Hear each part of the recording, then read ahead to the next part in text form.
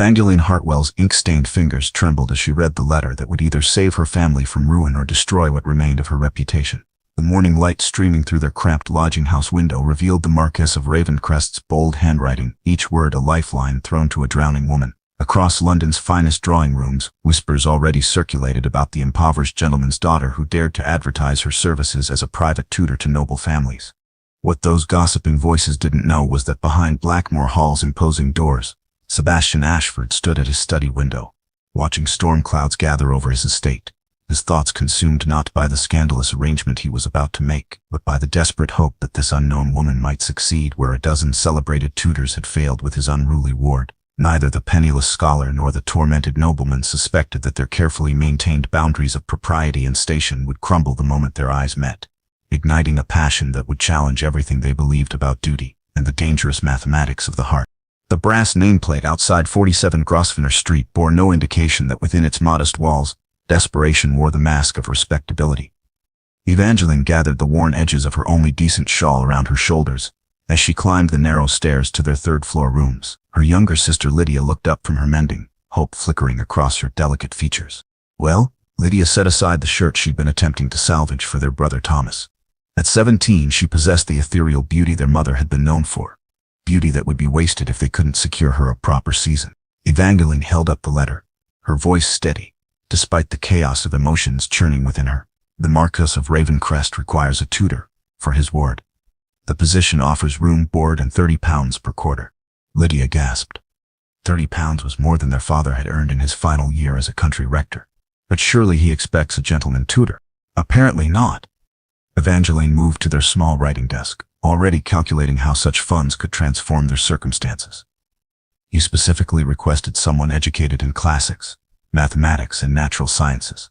Gender appears irrelevant to his requirements. The truth was more complex, as Evangeline had discovered through careful inquiries among her former governess connections. The Marquess had employed 6 tutors in as many months, all departing under mysterious circumstances. Society whispered about his impossible ward, some claiming the child was mentally deficient, others suggesting something far more sinister. There's something else, Evangeline added, studying the letter's formal script. The position begins immediately. I'm to present myself at Blackmore Hall tomorrow morning. Thomas burst through the door, his university clothes rumpled from another night spent avoiding their creditors. At 19, he possessed their father's scholarly bent, but lacked the luxury of pursuing it. Any response to your advertisement? 1. Evangeline showed him the letter. Though it may prove as temporary as all the others, something about this situation seems unusual. Thomas read quickly, his expression growing troubled. Evangeline, you cannot seriously consider this. Ravencrest's reputation. There are stories. What stories? Lydia leaned forward, her sewing forgotten.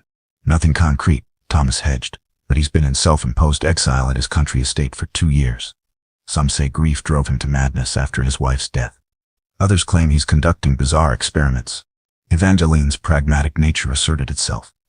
Stories spread by idle tongues rarely contain truth. What matters is that he's offering legitimate employment when we have precious few alternatives. That evening she packed her modest belongings, trying not to think about the rumors surrounding Blackmore Hall. Whatever awaited her, there couldn't be worse than watching her family slide into complete destitution. The journey to Blackmore Hall took 3 hours by hired coach, each mile carrying Evangeline further from London's familiar chaos, into countryside that grew increasingly wild and untamed. Ancient oaks lined the estate's drive, their branches forming a canopy so thick that even midday sun barely penetrated the shadows beneath. The hall itself rose from perfectly manicured grounds like something from a Gothic novel, all soaring towers and mullioned windows that seemed to watch her approach with calculating interest. As the coach pulled up to the main entrance, Evangeline caught sight of movement in an upper window, a child's face, pale and watching, before the curtains fell closed. Miss Hartwell. The butler who greeted her possessed the sort of refined dignity that came from serving noble families for decades. I am Morrison. His lordship awaits you in the library. Inside, Blackmore Hall proved even more imposing than its exterior suggested. Portraits of stern-faced ancestors lined the corridors, their painted eyes seeming to follow her progress through rooms filled with priceless artifacts and furniture that spoke of centuries of accumulated wealth. The library doors opened to reveal a chamber that took Evangeline's breath away. Books lined every wall from floor to ceiling, leather-bound volumes that represented more knowledge than she had encountered even at her father's university. Tall windows overlooked gardens where late roses bloomed despite autumn's approach. Miss Hartwell. The voice, deep and cultured, came from behind her. Evangeline turned to find herself facing the Marquess of Ravencrest for the first time, and immediately understood why London's society mothers had mourned his withdrawal from their circles.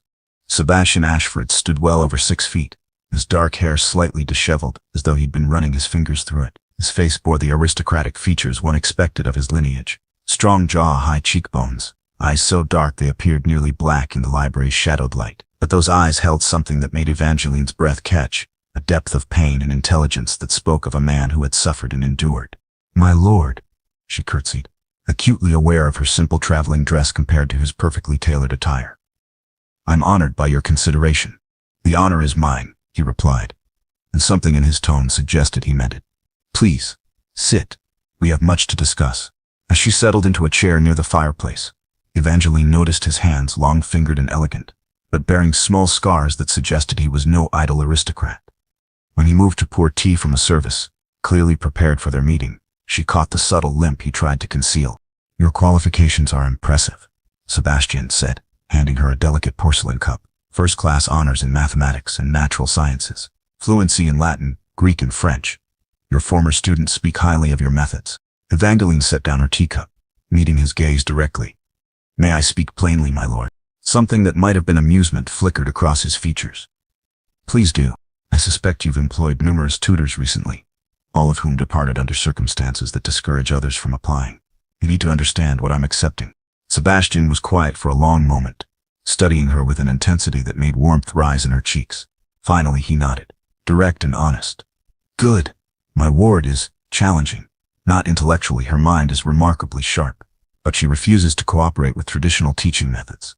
"She?" "Lady Catherine Fairfax, age 12. My late wife's younger sister, now my legal responsibility." His expression darkened. "Catherine witnessed the accident that claimed Isabella's life. Since then, she's been difficult." Evangeline considered this information. A traumatized child would indeed challenge conventional tutors. "What sort of difficulties?" "She's dismissed 6 tutors through various means. Hidden lessons, pretended illness. Once convinced a tutor the library was haunted by staging elaborate supernatural events." Despite his words, Sebastian's tone held grudging admiration. Dr. Whitmore, who attended her after Isabella's death, suggests she's testing boundaries, trying to control her environment when she feels powerless. "A reasonable response to trauma," Evangeline observed. "Has anyone tried engaging her interests rather than imposing a rigid curriculum?" Sebastian's dark eyes sharpened with interest. "What would you suggest?" "I'd need to assess her current knowledge and temperament first. But perhaps incorporating her natural curiosity, rather than fighting it, might prove more effective." For the first time since her arrival, Sebastian smiled, a genuine expression that transformed his austere features entirely. "Miss Hartwell, I believe you may be exactly what Catherine needs." As he spoke, a commotion erupted in the corridor outside. Raised voices, hurried footsteps, and then the library doors burst open to admit a girl with wild auburn curls and fierce green eyes. "Sebastian, Morrison says you've hired another tutor without consulting me." The child planted her hands on her hips, glaring between them. "I won't have some doddering old man trying to make me memorize Latin declension." "Catherine," Sebastian's voice held patient authority. "Please meet Miss Evangeline Hartwell. She'll be your new instructor." Catherine's gaze fixed on Evangeline, clearly reassessing. "You're not old. Or a man." "Indeed, not," Evangeline agreed gravely.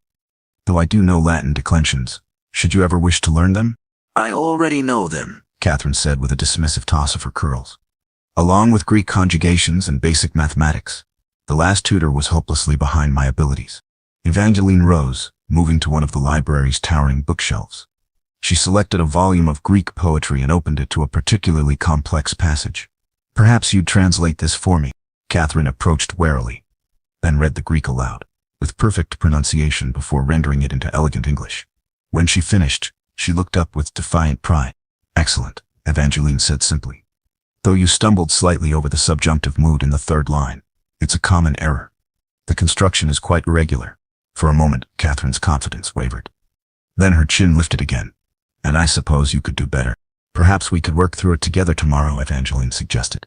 "I find collaborative learning often yields better results than demonstration of superiority." Sebastian watched this exchange with fascination. In 5 minutes, Miss Hartwell had accomplished what his previous tutors had failed to do in weeks. Engaged Catherine's interest without triggering her defensive hostility. Very well, Catherine declared after studying Evangeline's face intently. You may attempt to instruct me, but I warn you, I'm not easily impressed. I would hope not, Evangeline replied. Intelligent minds should demand excellence. After Catherine departed to prepare for dinner, Sebastian found himself alone with his new employee. The afternoon light streaming through the library windows cast golden highlights in her brown hair, and he noticed details he'd missed during their formal interview.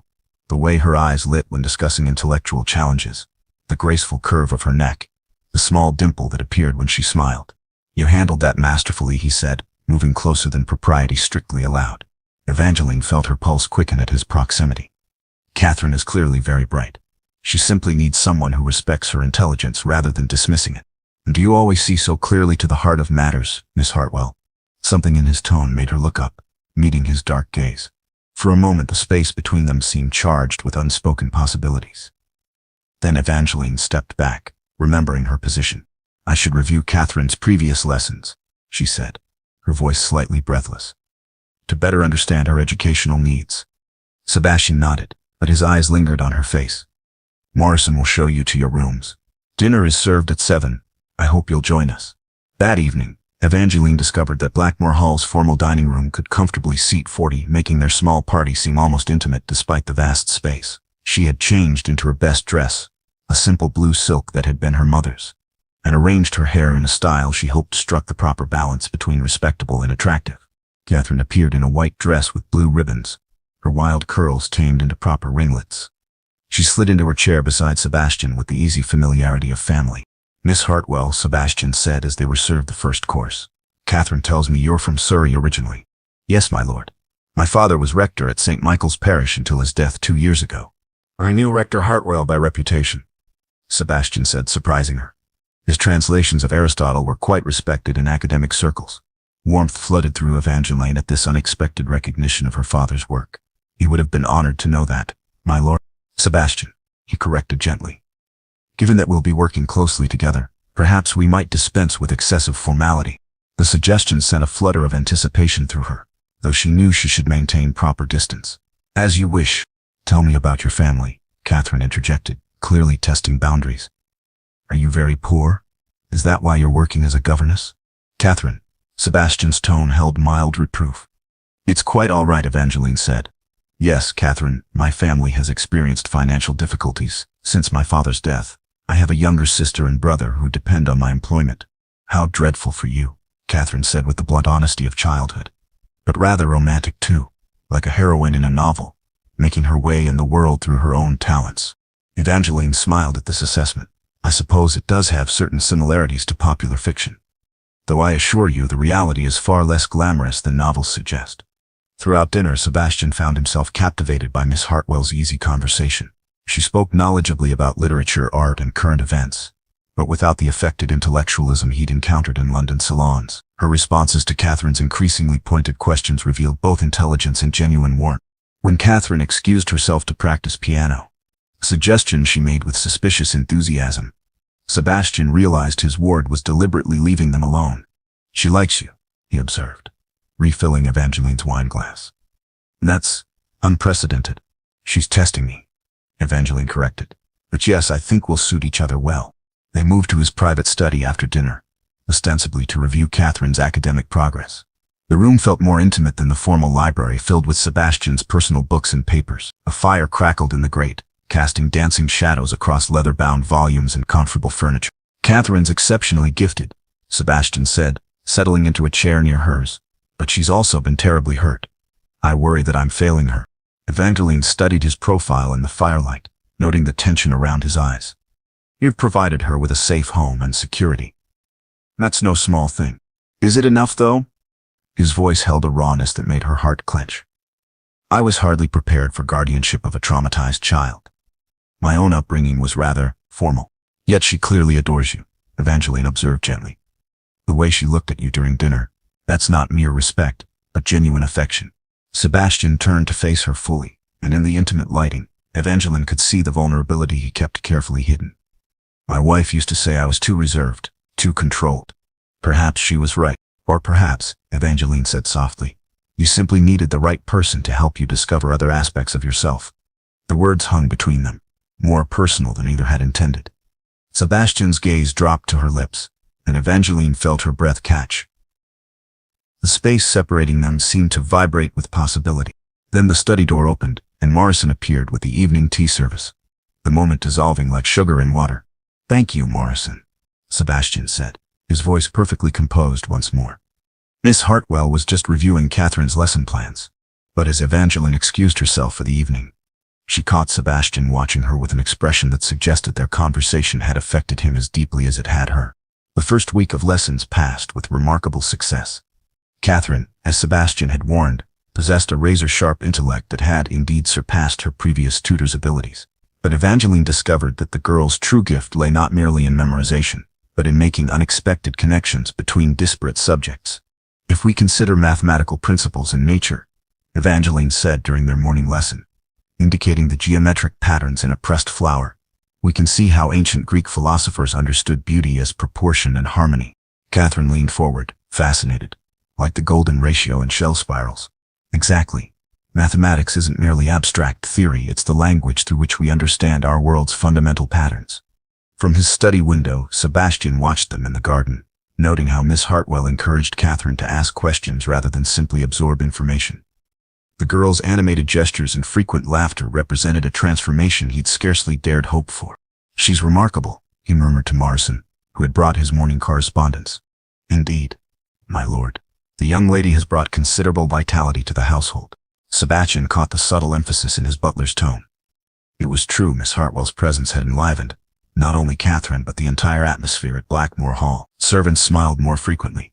Meals had become genuine conversations, and Sebastian found himself anticipating each day's interactions with an enthusiasm he'd thought permanently extinguished. That afternoon brought an unexpected visitor. Lady Pemberton, Sebastian's aunt, and one of society's most formidable matrons, arrived without invitation or warning. "Sebastian," she announced, sweeping into the drawing room where he'd been reviewing estate accounts. "What is this I hear about you employing a female tutor for Catherine?" "Good afternoon, Aunt Margaret." Sebastian rose, resigned to the confrontation he'd been expecting. "Miss Hartwell is highly qualified for her position." "Qualified or not, it's most irregular. People are talking." "People always talk," Sebastian replied evenly. "Catherine's education is progressing excellently under Miss Hartwell's instruction." Lady Pemberton's sharp eyes narrowed. "I insist on meeting this paragon of pedagogy. One can tell everything about a person's breeding from their comportment." Before Sebastian could respond, Evangeline appeared in the doorway with Catherine, both returning from their afternoon nature lesson. Catherine's dress bore grass stains from their botanical expedition, and Evangeline's hair had escaped its neat arrangement, auburn tendrils framing her face. "Aunt Margaret," Sebastian said smoothly. "May I present Miss Evangeline Hartwell, Catherine's instructor." "Miss Hartwell, my aunt, Lady Pemberton." Evangeline curtsied gracefully, despite her disheveled state. "Lady Pemberton, I'm honored to meet you." Lady Pemberton subjected her to a thorough visual assessment that would have withered most young women. "Miss Hartwell, I understand you've taken charge of Catherine's education." "I have the privilege of facilitating her learning," Evangeline corrected gently. "Catherine possesses remarkable natural abilities that require only proper guidance to flourish." "Indeed?" Lady Pemberton's attention shifted to her great niece. "And what have you learned today, Catherine?" "We studied botanical classification in the garden," Catherine replied enthusiastically. "Did you know that flowers follow mathematical principles in their petal arrangements? It's called the Fibonacci sequence, and it appears everywhere in nature." Lady Pemberton blinked, clearly unprepared for such intellectual enthusiasm from a 12-year-old. "Most educational. Miss Hartwell makes everything fascinating," Catherine continued, oblivious to the social undercurrents. "Yesterday we calculated the trajectory of projectiles using principles of physics. I never knew mathematics could be so practical." "Physics?" Lady Pemberton's voice rose slightly. "Surely such subjects are inappropriate for young ladies." "On the contrary," Evangeline said calmly, "Catherine's intellectual curiosity shouldn't be constrained by arbitrary limitations. Knowledge empowers us to understand and navigate our world more effectively." The bold statement hung in the air like a thrown gauntlet. Sebastian watched his aunt's expression shift from disapproval to grudging interest. "How refreshingly modern," Lady Pemberton said finally. "Sebastian, I require a private word." After Evangeline and Catherine departed, Lady Pemberton fixed her nephew with a penetrating stare. "That young woman is either a complete revolutionary or remarkably intelligent. Possibly both. She's transformed Catherine's attitude toward learning," Sebastian said carefully. And what has she done to your attitude, nephew? His aunt's voice held knowing amusement. You've been watching her with considerable appreciation. Sebastian felt heat rise in his cheeks. Miss Hartwell is my employee. I naturally take interest in Catherine's progress. Naturally. Lady Pemberton's smile suggested she wasn't fooled. Sebastian, you've buried yourself in grief long enough. Isabella wouldn't have wanted you to remain permanently in mourning. The mention of his late wife sent familiar pain through Sebastian's chest. Aunt Margaret, I knew Isabella well, she interrupted. She would want you to find happiness again. And if that happiness comes in the form of an unconventional but clearly remarkable young woman, she would approve. That evening, Sebastian found himself increasingly aware of Evangeline's presence at dinner.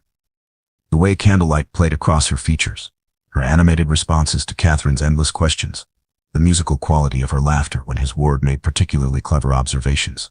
After Catherine retired, they again found themselves alone in his study. The routine had become established over the past week, reviewing the day's lessons, planning future curricula, conversations that inevitably strayed into more personal territory. Lady Pemberton seemed formidable, Evangeline observed, settling into what had become her usual chair near the fire. She's protective of family reputation, Sebastian replied, pouring brandy for himself and offering wine to her. But she also possesses excellent judgment. Her approval isn't easily won. And did I win it? Evangeline asked, accepting the glass with a smile that made his pulse quicken. I believe you impressed her considerably. Catherine's enthusiasm for learning is rather undeniable evidence of your success. They discussed Catherine's progress, but Sebastian found himself increasingly distracted by Miss Hartwell's proximity. The firelight caught golden highlights in her hair, and when she leaned forward to make a point, he noticed the delicate curve of her collarbone above her dress's modest neckline. Sebastian? Her voice broke through his wandering thoughts. You seem distracted this evening. He met her questioning gaze, struck by the directness he'd come to associate with her. No coquettish glances or calculated charm, simply honest interest in his state of mind. I was thinking, he said carefully, how different Blackmore Hall feels with your presence here. Something shifted in her expression. Different how? Alive, he said simply. For the first time since Isabella's death, this house feels like a home rather than a mausoleum. The admission surprised them both with its honesty. Evangeline set down her wineglass, her hands not quite steady. Sebastian, she began, then stopped, seeming to wrestle with propriety and impulse. What is it? He leaned forward, drawn by something vulnerable in her expression. I shouldn't say this, she whispered. It's thoroughly inappropriate, but I look forward to these evenings together. More than I should, given our respective positions. The confession hung between them like a bridge. Neither quite dared cross. Sebastian stood slowly, moving to where she sat, close enough to see the rapid pulse at her throat. Evangeline, he said softly, using her given name for the first time. What we feel, it isn't bound by convention or position. She looked up at him, eyes wide with longing and uncertainty. But it should be. You're the Marquess of Ravencrest. I'm your employee, utterly dependent on your goodwill. You're the woman who brought light back into my life, he corrected, reaching out to trace the curve of her cheek with gentle fingers. The woman who sees Catherine not as an obligation, but as a treasure to be nurtured. The woman who makes me remember what happiness feels like. When he leaned down to kiss her, Evangeline's resolve crumbled entirely. His lips were warm and sure, a kiss tender yet passionate enough to steal her breath completely. When they finally parted, she remained in the circle of his arms, her heart racing against his chest. This is madness, she whispered against his throat. Then let us be mad together, he replied, his voice rough with emotion.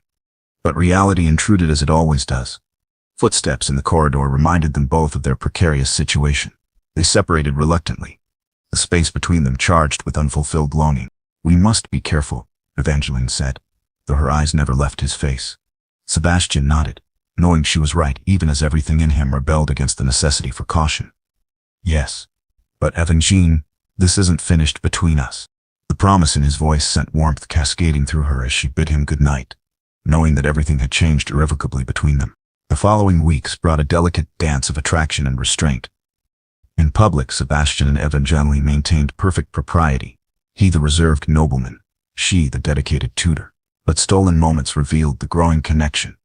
Neither could deny a brush of fingers when passing books, lingering glances across the dinner table, conversations that started about Catherine's education, but wandered into personal territory neither should explore. Catherine, with the perceptive intelligence of childhood, noticed everything. Sebastian's been different since you arrived. she told Evangeline during their morning Latin lesson. He smiles more. Sometimes I catch him humming. Evangeline felt warmth rise in her cheeks. Perhaps he's simply pleased with your academic progress. Perhaps, Catherine said with the knowing smile of someone far older than her 12 years. Or perhaps he's fallen in love with his ward's tutor. That would be terribly romantic, wouldn't it? Catherine, Evangeline said weakly. Such speculation is hardly appropriate. Oh, but it's perfectly obvious. The girl continued blithely. The way he watches you when you're not looking. How he finds excuses to be wherever you are. And you're just as bad. You blush whenever someone mentions his name. Evangeline realized her young charge had observed far too much. Even if such feelings existed, she said carefully, you must understand the impossibility of the situation. Your guardian and I occupy very different positions in society. Catherine's expression grew serious. In the novels I've read, true love always finds a way to overcome such obstacles. Real life rarely resembles novels, my dear. But even as Evangeline spoke the words, she found herself hoping they weren't true.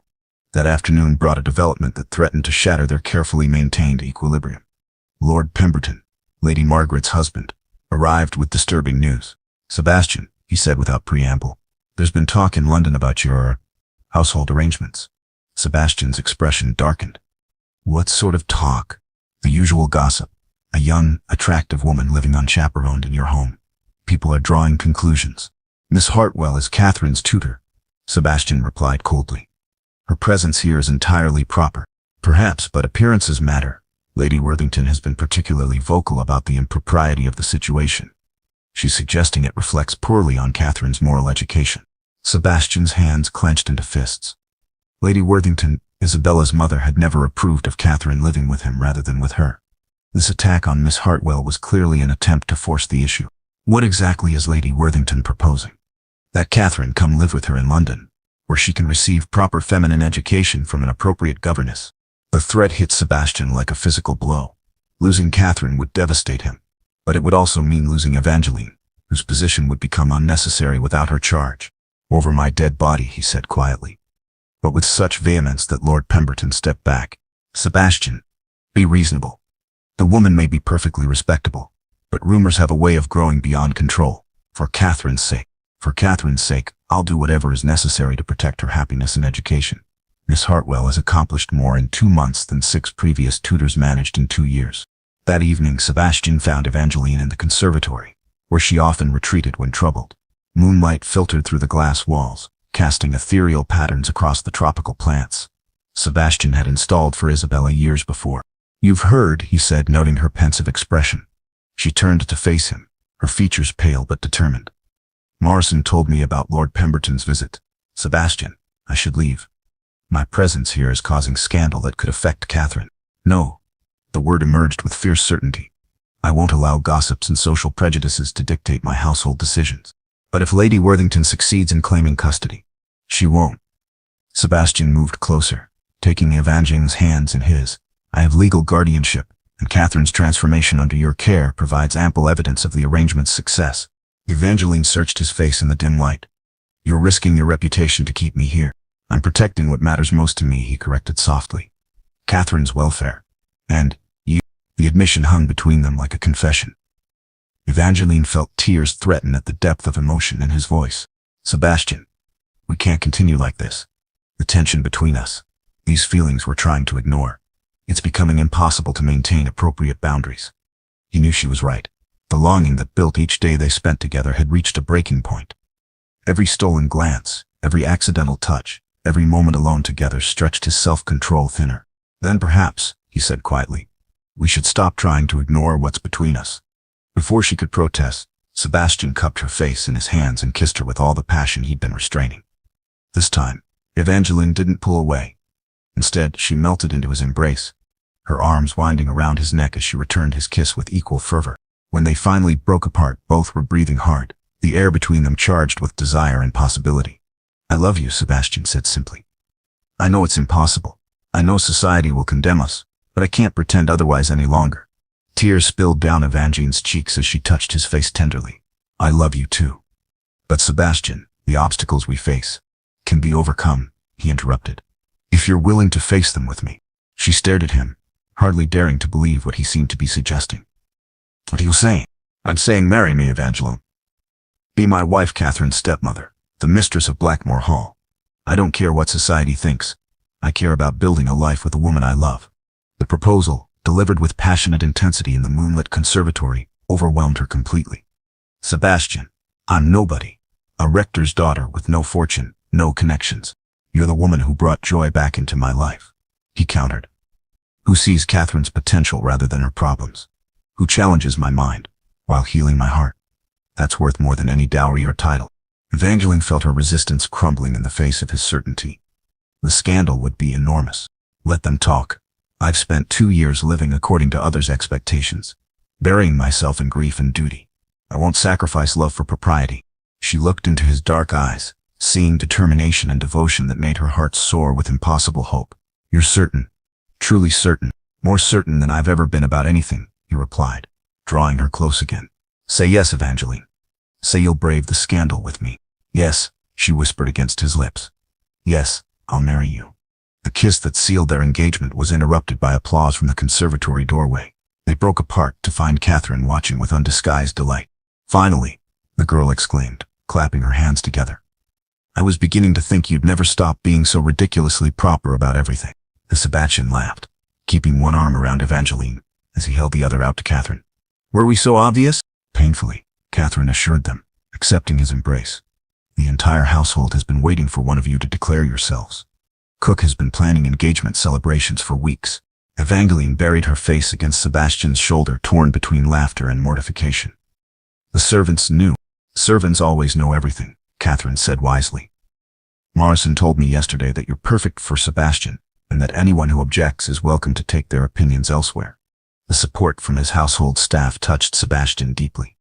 But he knew the real challenges lay ahead. London society would be less forgiving than his servants. The announcement of their engagement created precisely the scandal Sebastian had expected. Lady Worthington immediately petitioned the courts for Catherine's custody, citing the moral impropriety of her living with a man who would marry a governess. Other members of society alternately expressed shock, disapproval, and in some cases grudging admiration for the romantic gesture. The Times called you refreshingly democratic in your matrimonial choices, Evangeline reported, reading the morning papers in Sebastian's study. Lady Pemberton informs me that the Duchess of Marlborough declared the match utterly shocking but rather inspiring. Sebastian looked up from his correspondence with their solicitor. Are you having second thoughts? It's not too late to reconsider. Never, she said firmly, moving to stand behind his chair and rest her hands on his shoulders. Though I confess the attention is rather overwhelming. The custody hearing would determine their future. If Lady Worthington succeeded, Catherine would be removed from their care, eliminating the pretense that had brought Sebastian and Evangeline together. Worse, the courts might view their engagement as evidence of improper conduct, further damaging their case. Whatever happens, Sebastian said, covering her hands with his, I want you to know that meeting you has been the greatest blessing of my life. Evangeline leaned down to press a kiss to the top of his head. The feeling is entirely mutual, my love. The custody hearing took place on a gray November morning that seemed to match the somber mood of everyone involved. Catherine, dressed in her finest clothes and coached carefully on proper deportment, sat between Sebastian and Evangeline as Lady Worthington's solicitor outlined his case. Miss Hartwell's employment represents a clear breach of propriety, the man argued. An unmarried young woman, living unchaperoned with an eligible gentleman, creates an atmosphere wholly unsuitable for raising an impressionable girl. The subsequent engagement only confirms our suspicions about the true nature of their relationship. Sebastian's solicitor countered with evidence of Catherine's remarkable academic progress. Testimony from Dr. Whitmore about her emotional recovery, and character references for Evangeline from her previous employers. When the judge called Catherine to testify, everyone held their breath. The girl's testimony could decide everything. Lady Catherine, the judge said kindly, you understand we're trying to determine what arrangement would best serve your welfare. Yes, my lord, Catherine replied clearly. Tell me about your life at Blackmore Hall. Catherine straightened her shoulders and spoke with confidence Evangeline had helped nurture. Before Miss Hartwell arrived, I was very unhappy. I missed my sister terribly, and I was angry at everyone. I drove away 6 tutors because I wanted to prove that no one could replace Isabella. The courtroom was silent as she continued. But Miss Hartwell didn't try to replace anyone. She simply helped me learn that being sad about losing Isabella didn't mean I couldn't be happy about other things too. She made learning exciting instead of boring. She showed me that my questions weren't stupid, but signs of an active mind. Catherine's voice grew stronger. My guardian has given me a home where I feel safe and loved. Miss Hartwell has given me confidence in my own abilities. Together they've created the closest thing to a real family I've had since Isabella died. Please don't take that away from me. By the time Catherine finished, there wasn't a dry eye in the courtroom. Even Lady Worthington's solicitors seemed moved by the girl's eloquent plea. The judge deliberated for what seemed like hours before rendering his decision. While the court acknowledges the unconventional nature of this arrangement, the evidence clearly demonstrates that Lady Catherine has thrived under the current guardianship. Her academic and emotional progress is remarkable, and her own wishes must be considered. He fixed Lady Worthington with a stern gaze. The court finds no evidence of impropriety beyond what small minds might choose to imagine. Lord Ravencrest's guardianship will continue, and his marriage to Miss Hartwell, far from being scandalous, appears to provide Lady Catherine with the stable family environment she needs. The relief that flooded through Sebastian was overwhelming. Catherine threw herself into his arms, while Evangeline wiped away tears of joy. Outside the courthouse, Lady Worthington approached them one final time. This isn't over, Sebastian. Society will never fully accept this union.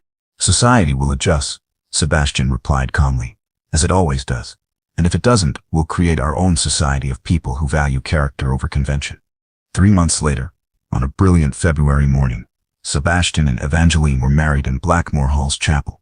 The ceremony was small but elegant, attended by those who truly mattered, Catherine beaming with joy as she served as Evangeline's bridesmaid, the Pemberton, who had come to genuinely admire the bride, the household staff, who had championed the match from the beginning, and a surprising number of their neighbors, who had decided that love trumped social conventions.